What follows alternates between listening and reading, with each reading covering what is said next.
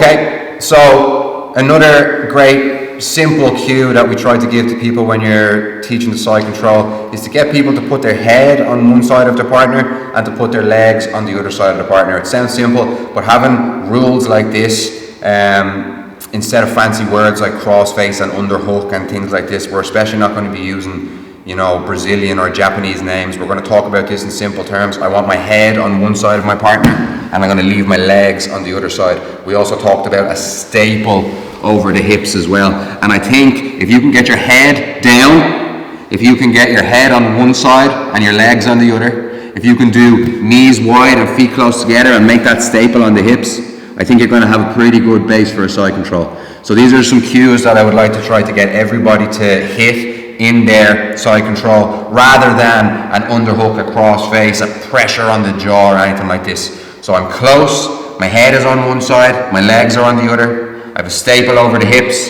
and I have this arm free to try to attack the crossface, and then I can connect myself to the upper body, trying to keep all of those same cues, head one side, legs the other. If I can spin Adam's head sideways, a mistake that we might see is legs one side and head that same side as well, okay? There is some strong ways to hold a partner down here, but from a beginner, I would prefer to see their chest over their partner, okay? You can think about yourself, or they can think about themselves like a bridge, and you need to make that bridge cover as much of your partner as you can. If you also think about the person on the bottom, like a box, the two hips being one corner, and the two shoulders being another corner, to get maximum coverage of that box with the shape that we have, makes sense to go kind of diagonal like this, okay? So when we move from the hips to the shoulders, you don't really move your legs quite as far as you moved your upper body, okay? Another mistake that we might see from a beginner is being up too high over our partner, and we lose a lot of the control that we might have had over their hips, okay?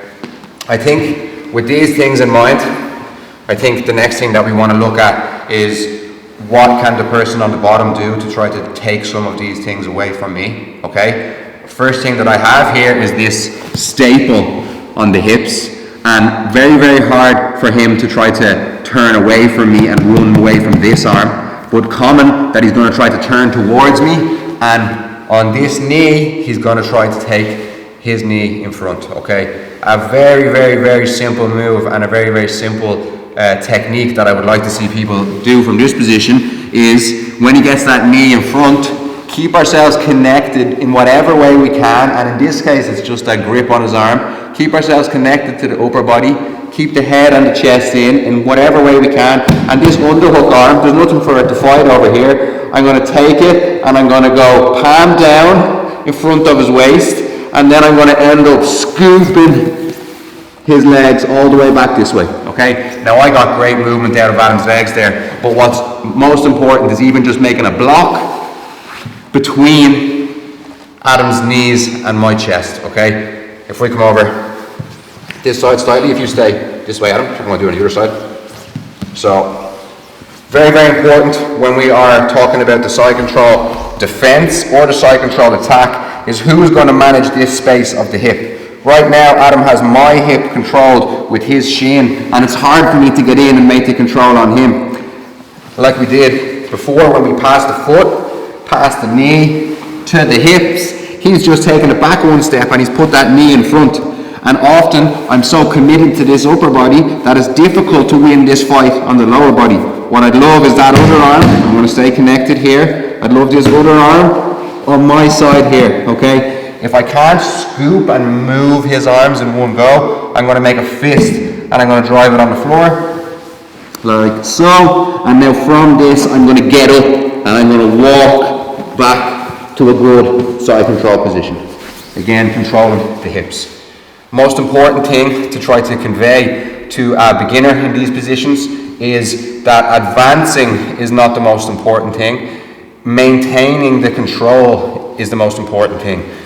We could argue that I haven't got the best control here because I'm in front of his knee and he can move me just as much as I can move him. So when I do get this control, this is something that I want to maintain, and I have to be incredibly aware of the difference between this and this. So if I have a group of people practicing this technique and I see people on the top holding a side control when the leg is in front, I'm going to know that I haven't communicated this well enough. And usually you will see that after, okay? So you'll see a guard pass, you'll see the person holding on here, and they'll have the leg in front and the person will still be holding on, and eventually we end up all the way back stuck in our partner's legs.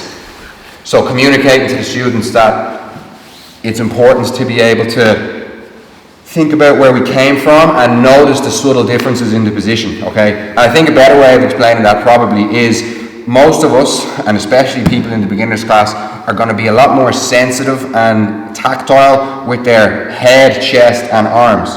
Meaning whatever's in front of our head and our chest and our arms is very easy to get rid of and it's very easy to control.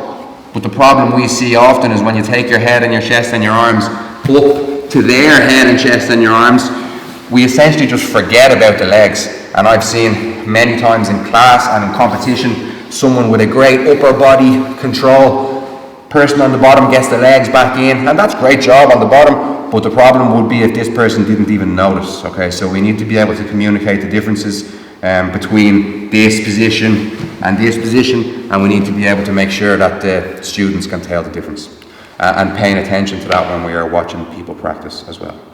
Okay, so that would be the first thing to try to do. When someone makes a hip escape, to put this knee in front, we are going to take our arm. They bet my left leg, so I'm going to take my left arm and I'm going to put it where I would like that left leg. I'm still going to have some sort of connection to the upper body, I hope, even if it's just to this arm. And I'm going to use this post to make sure he can't bring his leg any further. And I'm going to walk up into that new space. Boom, side control again.